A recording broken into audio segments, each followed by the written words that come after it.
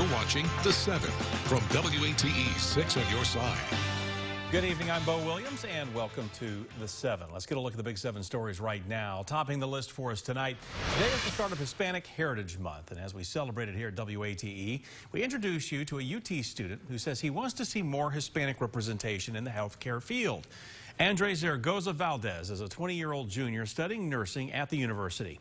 He says an emergency room visit with his younger brother made him realize there weren't a lot of Spanish-speaking healthcare workers in this area.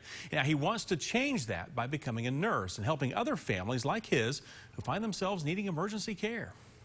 I mainly chose UT because it was a place of comfort. I'm hoping to set a precedent of sorts. Of course, there's those that have come before me. I know there's different upperclassmen of different backgrounds as well, but I'm really hoping to be a major driving force to bringing diversity to the nursing program at UT.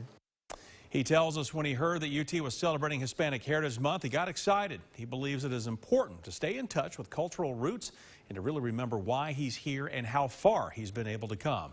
A photo of his grandfather sits in one of the displays. It's a reminder of where he comes from, and it brings him hope of where the future can lead. Andre says once he graduates, he hopes to be a travel nurse or continue his education in the nursing field. Now, we're bringing you stories spotlighting Hispanic culture, history, and issues over the next month, all leading up to our Hispanic Heritage Month special. It's going to be Thursday, October 13th at 3:30, and you'll see it right here on WATE 6 on your side. Next on our list for you tonight, a man is charged with attempted murder after court records say he threatened to kill 2 women. Documents say 48-year-old James Miller became angry Monday afternoon, throwing things and threatening to kill everyone inside a Corryton home if one of the women called the cops. Well, the woman ran, and that's when she says Miller fired several shots. Officers later reported finding 3 shell casings, but they were not able to find where the bullets hit.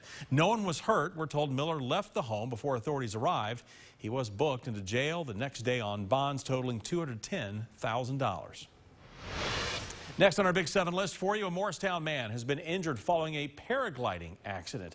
These are pictures from the scene of that accident earlier today. Now, Morristown police say the paraglider crash landed at the Millstone Golf Course right around 9 o'clock this morning. Police say it was an ultralight paraglider being operated by an older man. We are told he was taken to the hospital with non-life-threatening injuries.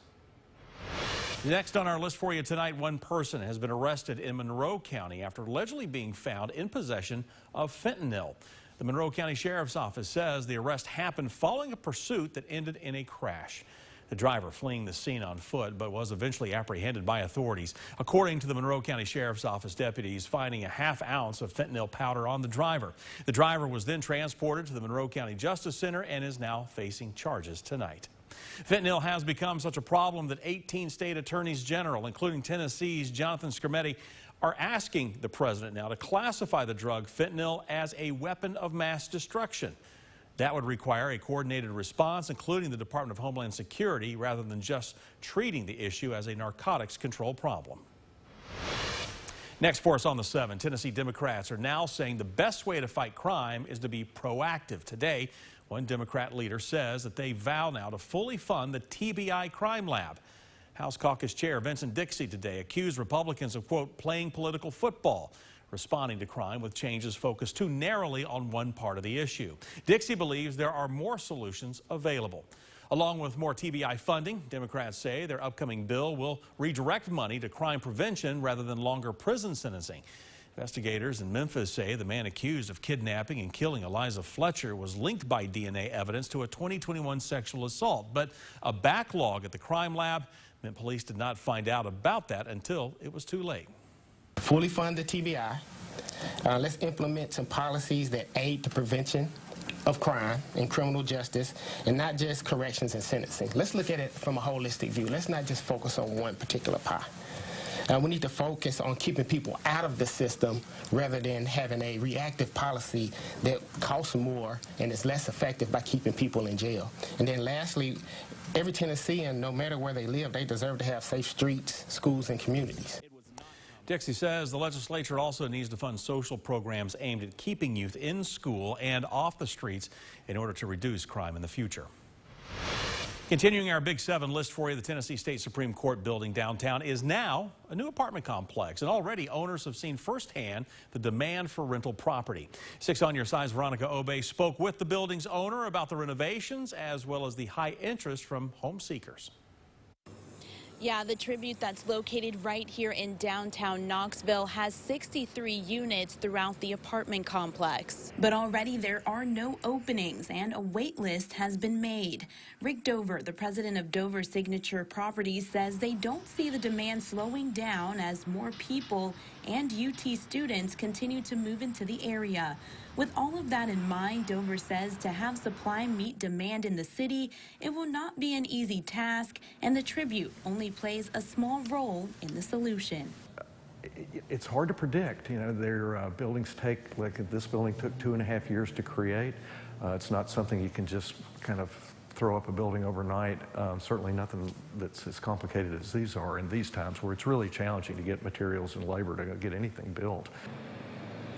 And in addition to the Tribute, there will be another apartment right next door that will add 237 new units.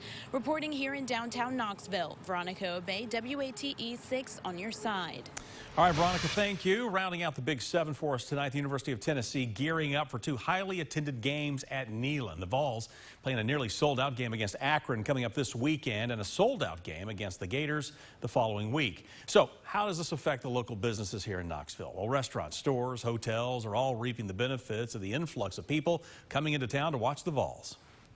The economic impact is around $42 million per home game football weekend. So that even just shows the number of people coming in, going out, and celebrating for UT sports. In 2016, local residents were spending an average of $57 per home weekend, and out-of-towners were averaging in the $300 to $400 range. UT football alone brought $355.7 million to the local economy in 2016. And with the hype surrounding this year's team, there is no doubt that this year's numbers could very well be even higher.